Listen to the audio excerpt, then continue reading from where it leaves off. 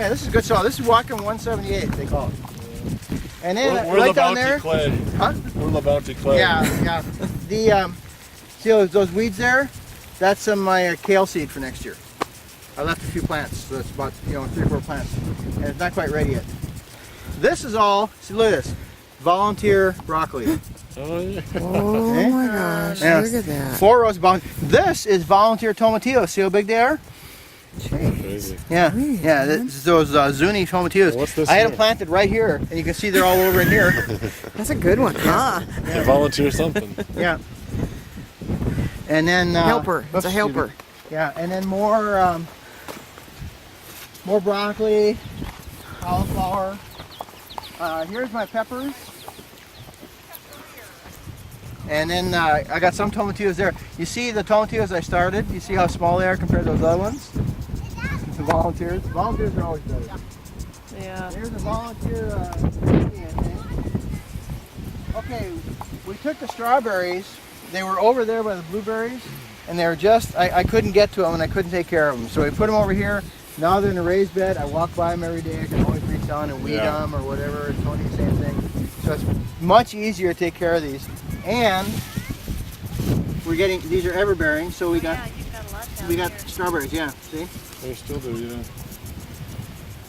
And these peak at 3 years and they're done at 5 years. Is that right? Are they? I don't know. That's what I've heard.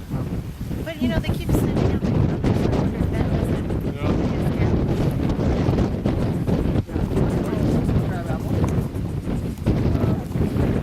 Is that a Pacific? You say? Crabapple, Is it? I think it's a native one.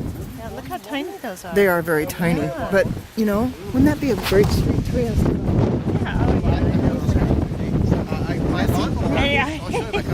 That's those little things. You might step on one. Stub your toe. no! It could come down big and hit your windshield. You might have wildlife out there. Wildlife. Birds with cars, gag. Clunky. That's why I had to just take the bag off. That's there when I mowed that.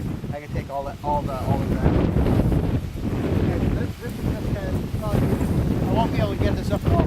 Now this is where I had volunteer. This is where I had chard 2 years ago. Last year it came up volunteer. It's self-seeded. Now I got chard, all the chard I want. See, so all you gotta do is whenever these cauliflowers come out, just yank the whole plant and then the chard's right there. Yeah, and then let it go over winter and seed again. Here, this one, see, beautiful ruby red chard. And here's some spring onions, or I mean some sweet onions and some storage onions, and some other stuff here.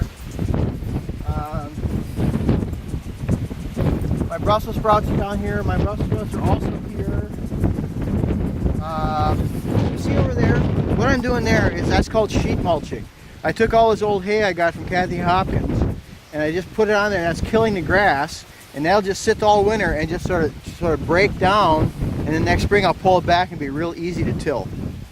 You can till it even with one of them real cheap tillers from the yard machine tillers. So that's a real easy way to break in new ground as long as you got the time to do it over winter. So What I heard works great. pigs, yeah. Sheetrock scraps. yeah, that'll work too. Lay that down and put even hay on top of that. Right, yeah. Or you can put cardboard down and put hay on top of that. Yeah. And then let's go over here. Let's go to my melon patch. They're not doing it. You know, they're not going great guns yet. But Are you selling everything you're growing? No. You got excess. I sell last year. I sold about 60% of what I did.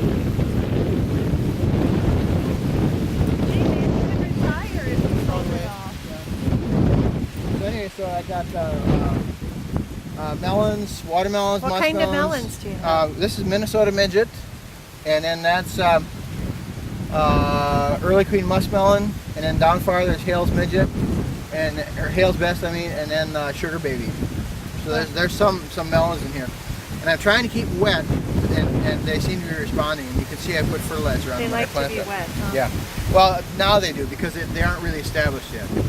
Oh. In other words, what I'm trying to do is I'm trying to baby them. Which, if you want to grow melons in Whatcom County, you got to baby them. have to. Yeah. What's your face? Andrea. Andrea had a couple of melons yesterday at the farmer's market. She actually gave Tony a slice. Did you get some? No, but Oh, she's okay. got greenhouses going. Yeah, she's got a greenhouse, yeah. Anyway, look at these cherry trees. These cherry trees are younger than that tree there, and now they've surpassed it. That's I bought that, that's a Stella, and it's got, you know, the Siberian rootstock. These two I got from the neighbor up in the ridge in that trailer up there. They were just cherry pits that sprouted. So in other words, there's no grafted cherry, you know, rootstock.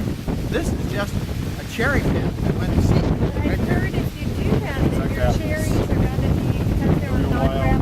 grafted, no, they'll be huge. Oh, but the cherries themselves might be small. Yeah, the big trees, but just small cherries. Yeah. Well, we'll see. We'll see. Yeah. Yeah. I got, there are just a couple of cherries on it this year, and they're small, but that's what I expected anyway. So it's growing. Next year, we'll see if I get some decent cherries. And but the trees are doing real well. I never water them except for whatever hits them from the end of the impact sprinkler, and I don't baby them at all. I tell you what, the cherry pie we're going to have for dessert is we're on a budget this year, so we got the bird cherry, the really tall, small cherry Oh, thing. good. Yeah, So they're it's good. loaded in our field. this is a great so we year. picked it all, and Outstanding. they're good. Outstanding. Now, come over here. I'm really proud of you.